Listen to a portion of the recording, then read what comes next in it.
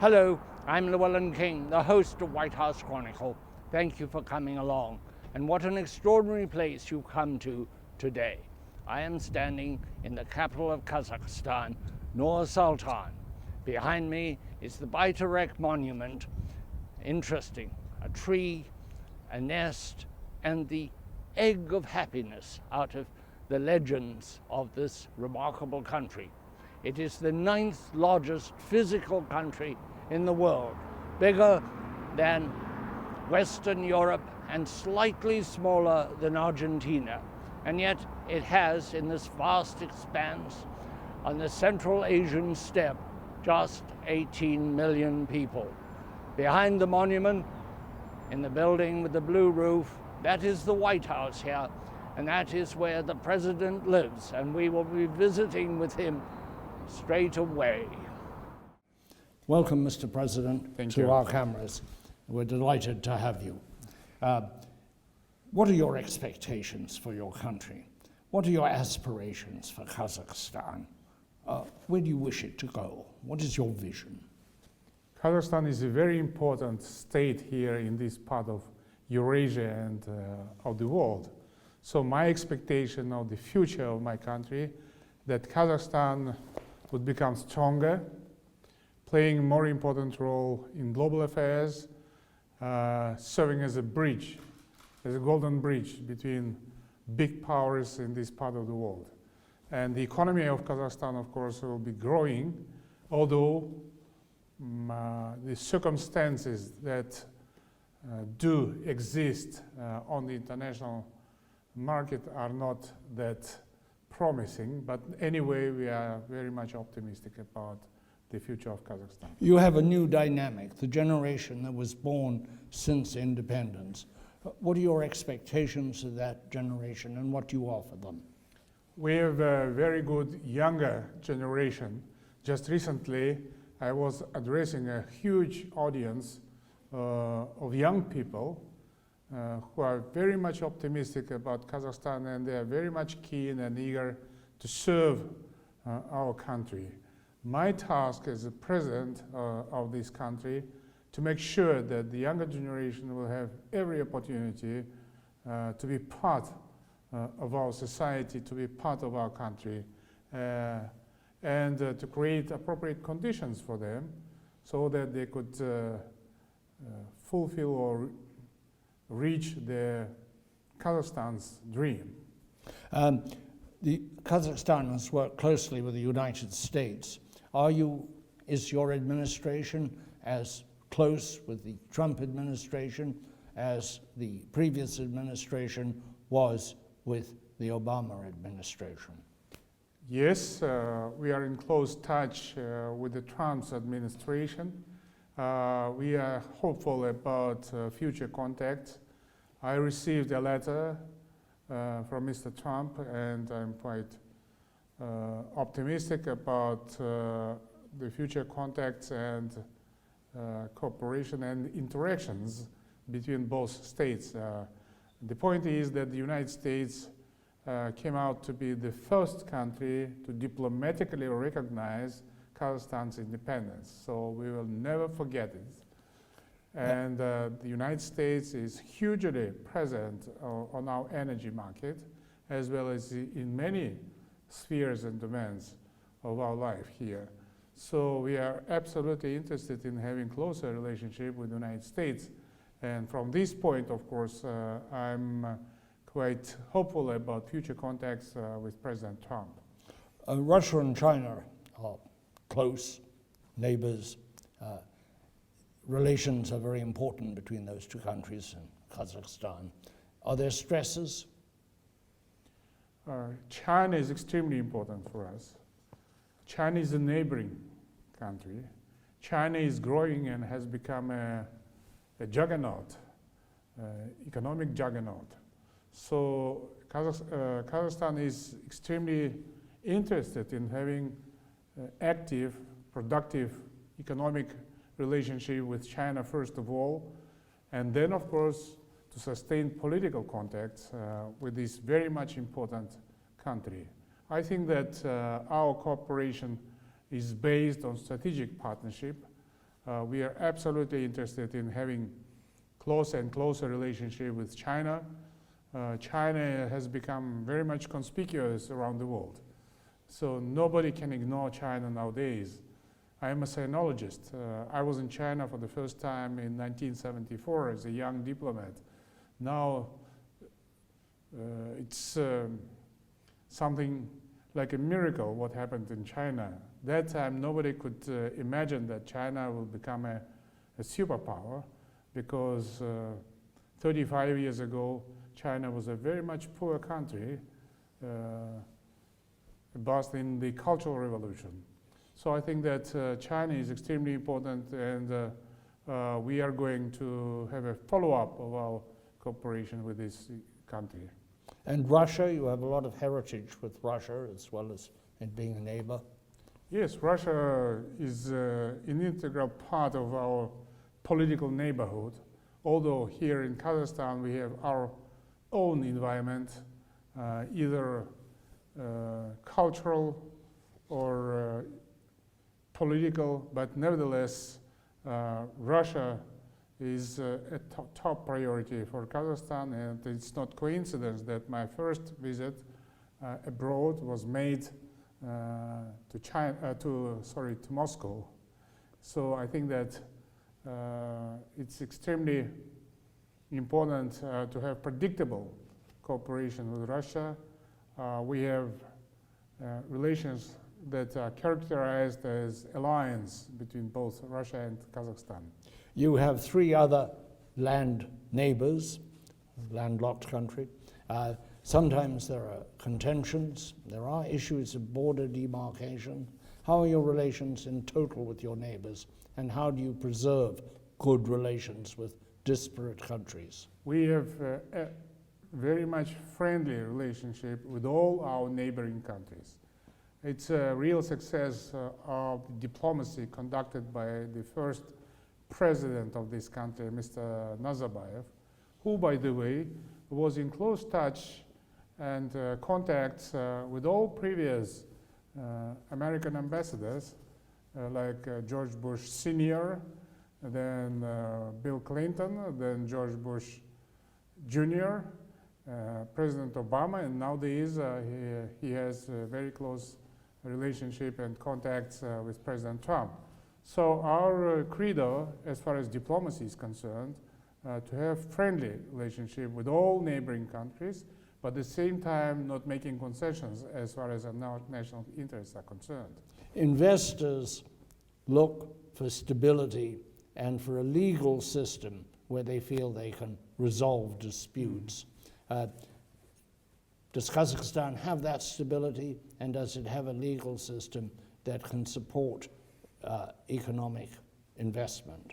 I think that we have a very good investment climate here, and we will be making everything to make sure that the investment climate in Kazakhstan will be hospitable to the foreign investments. You've had big investment in oil and gas, these great resources that you have, American companies like Chevron and Exxon. But what about the new Kazakhstan with solar energy, great wind resource? Have you American investors? Are you seeking American participation in that development? We are seeking foreign investors, including the American ones, to come to Kazakhstan. As far as alternative energies are concerned, it's a top priority nowadays for the government, and I encourage the government to become more active as far as green technologies are concerned.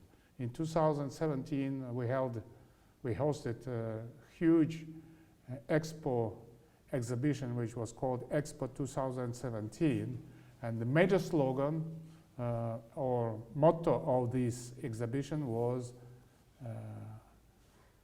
development of green technologies.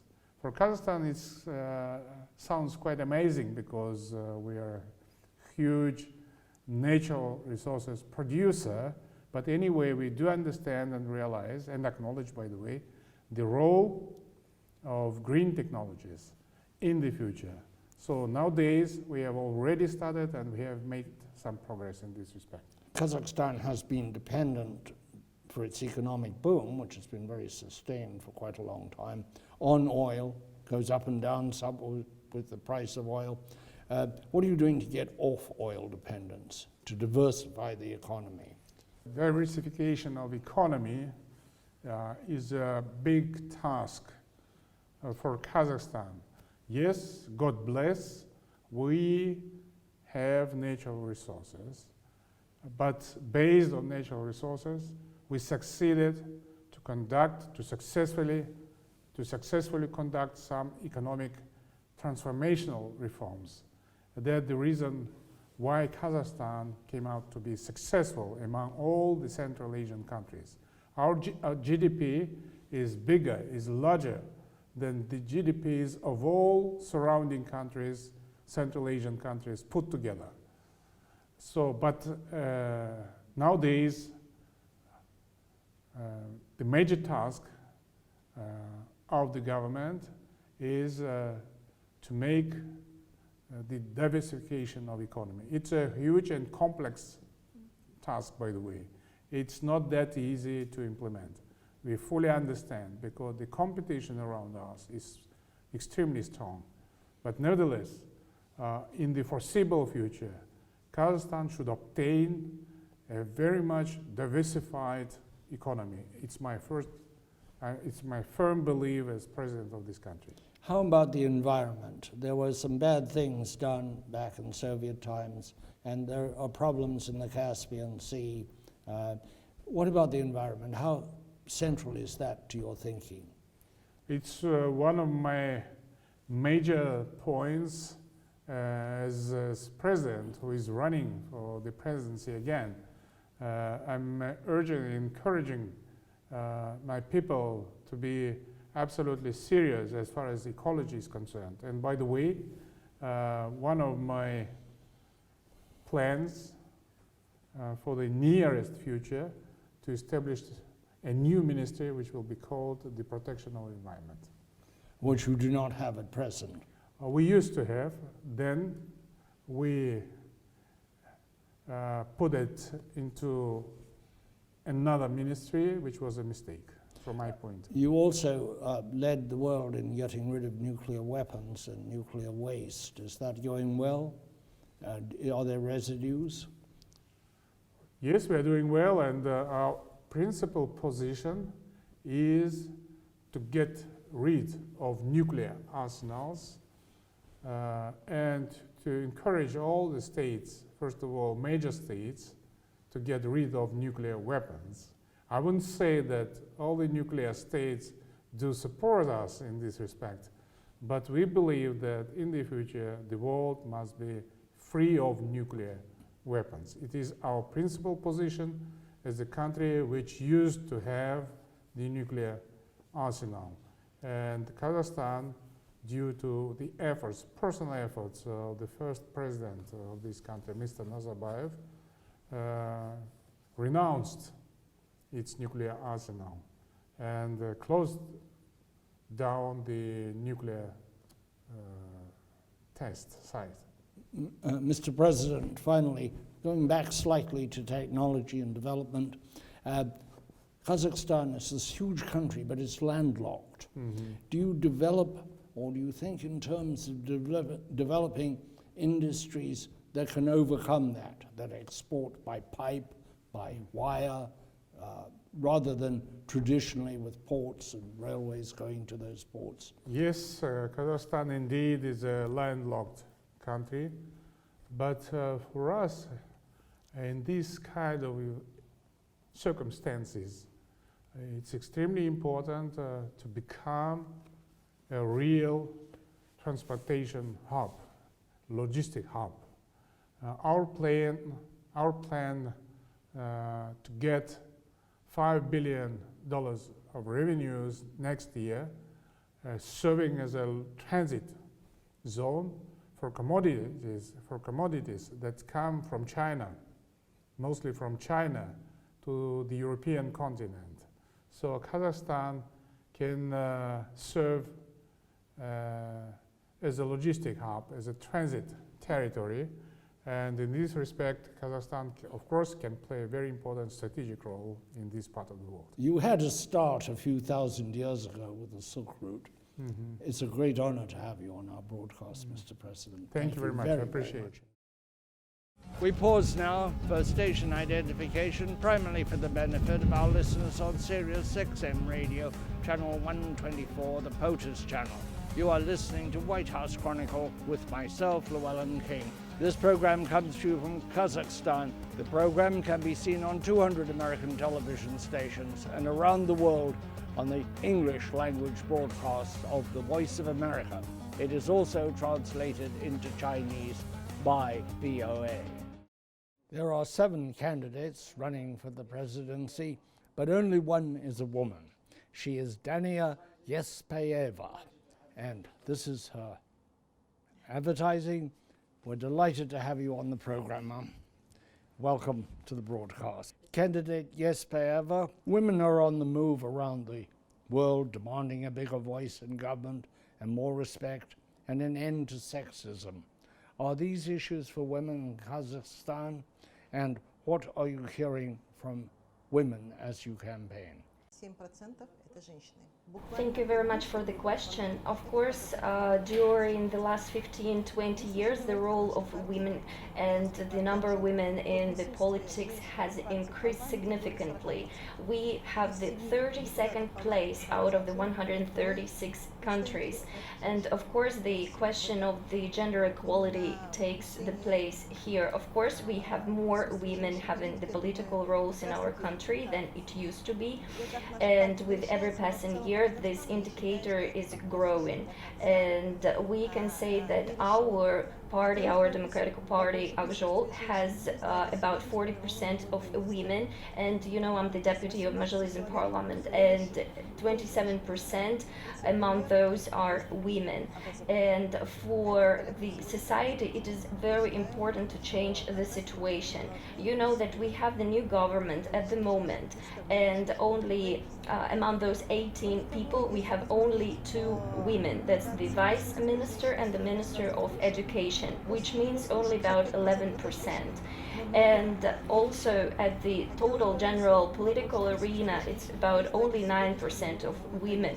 And we can mention that we have among the state officials 55 women, female representatives. But comparing to this percentage ratio, only 30% of those take the leading managing roles. But it should be the equal proportion. So me being applying for the position for the presidency, that is some kind of challenge to the gender inequality. Of course, as I've already said, in Kazakhstan for the last 15 years, the situation has changed. We have the special committee about the family and women role in the society. But of course, we require more female representatives in parliament and Majlis and other political authorities. What is your outlook for the position of Kazakhstan in the world? Я думаю, I think that Kazakhstan has great potential for the future development.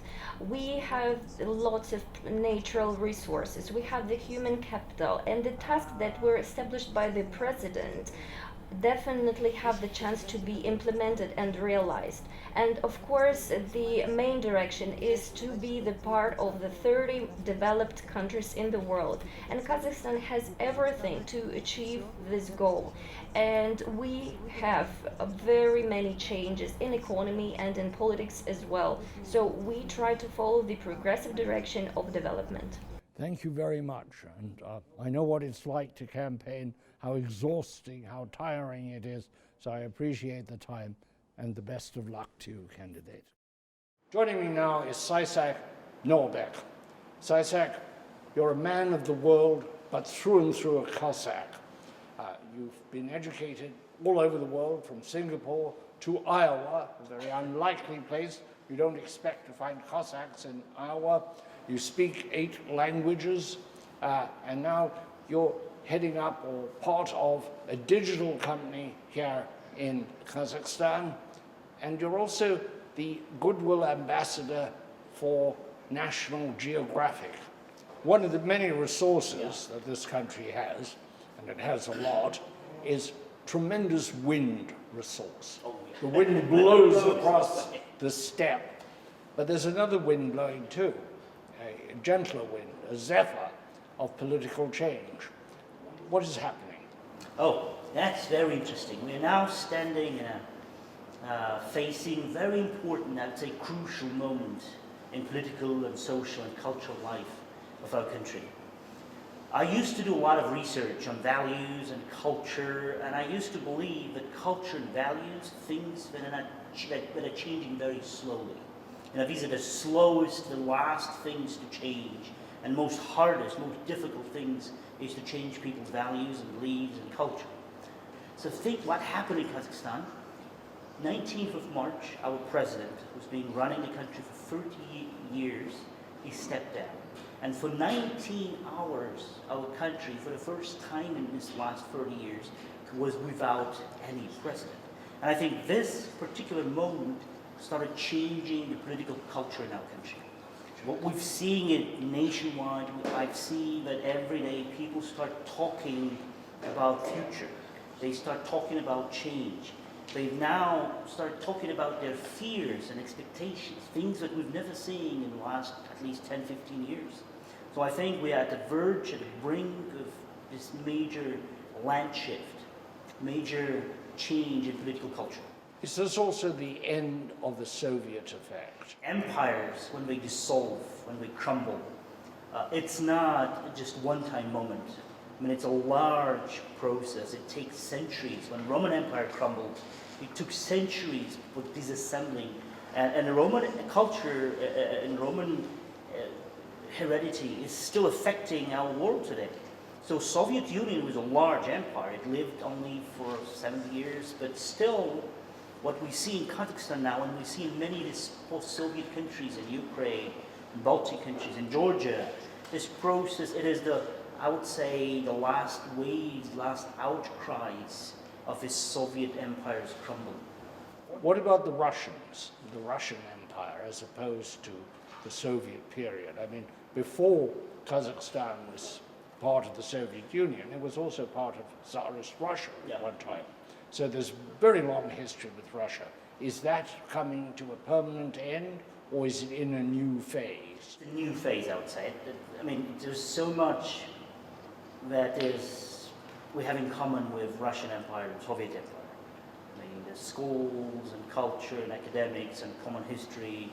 We still have the largest joint boundary with Russia, for example. It's 7,500 kilometers. So I would say there's a new phase that a lot of people across the post-Soviet space, post-Soviet countries, now beginning to realize that they had their own culture, they had their own history before Russians came, before the Russian Empire.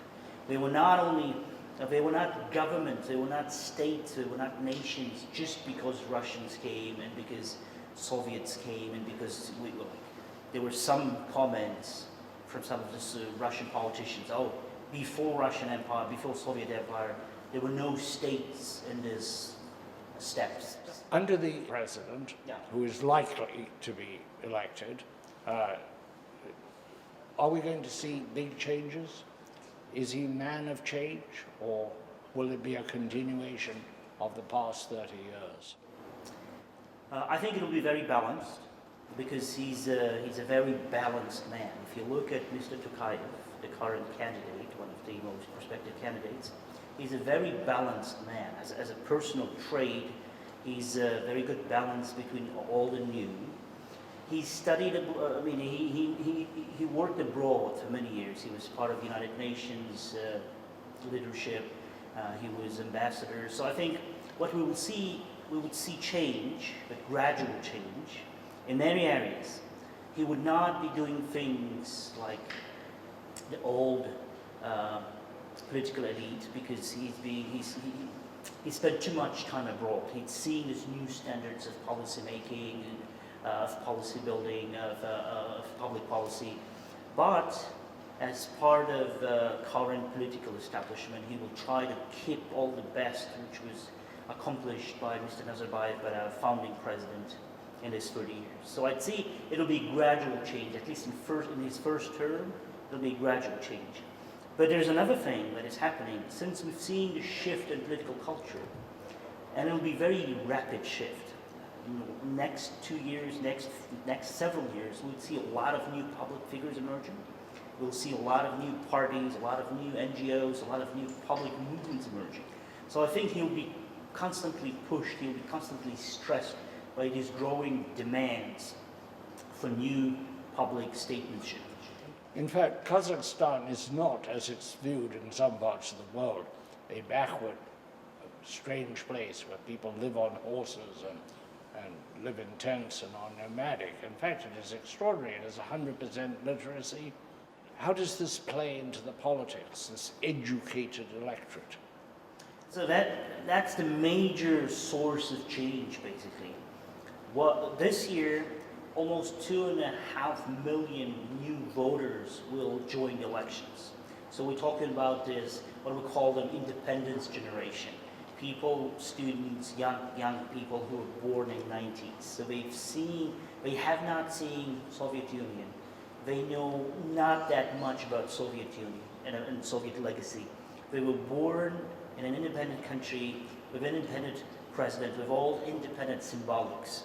So for them, this transit that is happening, it's something very new, and it's their first chance to prove that they can change something in this country. This year, almost 2.5 million new voters will join the elections. So we're talking about this, what we call them, independence generation. People, students, young people who were born in the 90s. So they have not seen Soviet Union. They know not that much about Soviet Union and Soviet legacy. They were born in an independent country with an independent president, with all independent symbolics. So for them, this transit that is happening, it's something very new, and it's their first chance to prove that they can change something in this country. Sayasat, you're rather warm and special yourself. Thank you so much. That's our show for today. Time for me to say goodbye from Kazakhstan. If you ever get the chance to visit, you'll find the people lovely and the country fascinating. Cheers until next week.